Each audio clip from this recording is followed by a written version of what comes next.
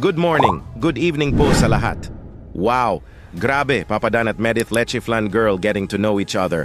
At may natuklasan na nga sila sa isa't isa sa 2 days nilang nagkakilala at nagkasama. Humanga nga si Papa Dan kay Medith ng sobra kasi nga ay napakadeterminado. Ito na tao na handang gawin lahat, makapag-aral lang ito. Kaya full support daw po si Papa Dan sa kanya at kung may problems man ito na pagdadaanan, ay message lang daw siya at bibigyan daw niya ito agad-agad ng advice. Grabe ang sweet po talaga ni Papa Dan, sana all lahat, kasing sweet mo Papa Dan.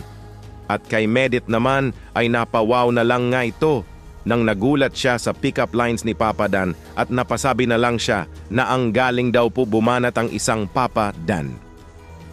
Grabe, may video clip nga mga idol patungkol sa lahat ng ito na paniguradong kikiligin kayo ulit nang mapanood ito.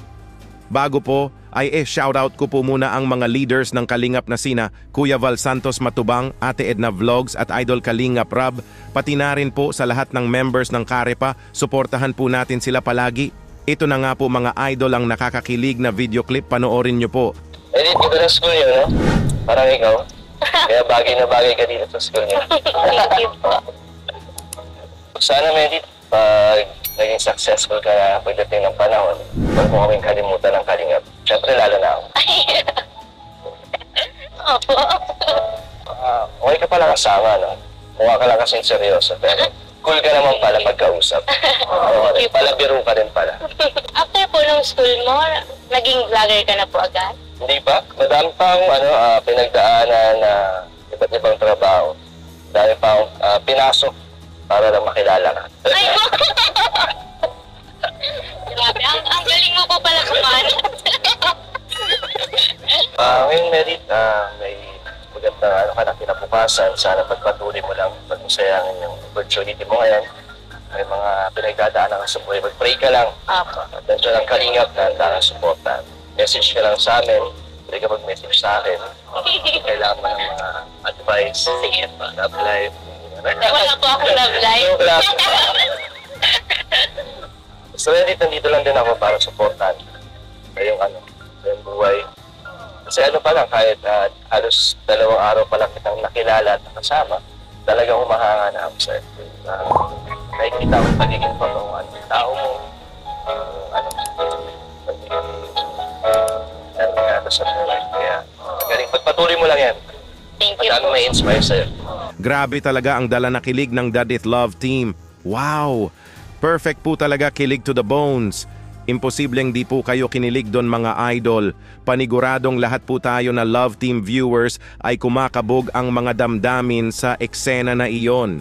May sinabi nga si Papa Dan kay Medith na ang ganda daw po nito na bagay po ito sa school na pinapasukan niya na kasing ganda daw nito. OMG.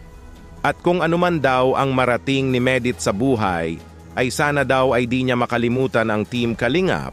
At syempre lalo na daw siya, grabe iba talaga bumanat ang isang Papa, Den.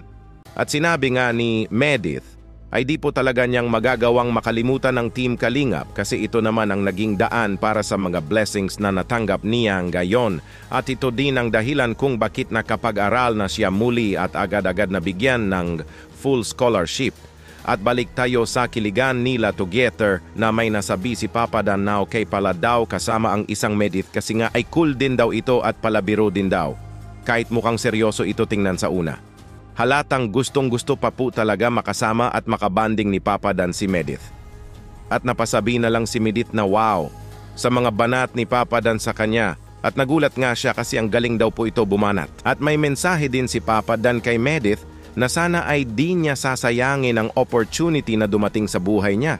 At kung may problems man, ito ay message niya lang daw ang Team Kalingap. Lalo na daw siya na handang suportahan siya. Kaya sa 2 days na nakilala nila ang isa't isa, ay pinakilig po talaga tayo ng tambalan nila at paniguradong sa susunod na pagkikita nila ay kilig to the bones na naman ito. Ano po masasabi niyo mga idol sa nakakakilig na mga eksena ng Dadit Love Team? Kinilig po ba kayo ng sobra? Mag-comment lang po kayo. Dito muna lang po tayo, Kuya Dambo nga po pala, mabuhay ang Team Karepa.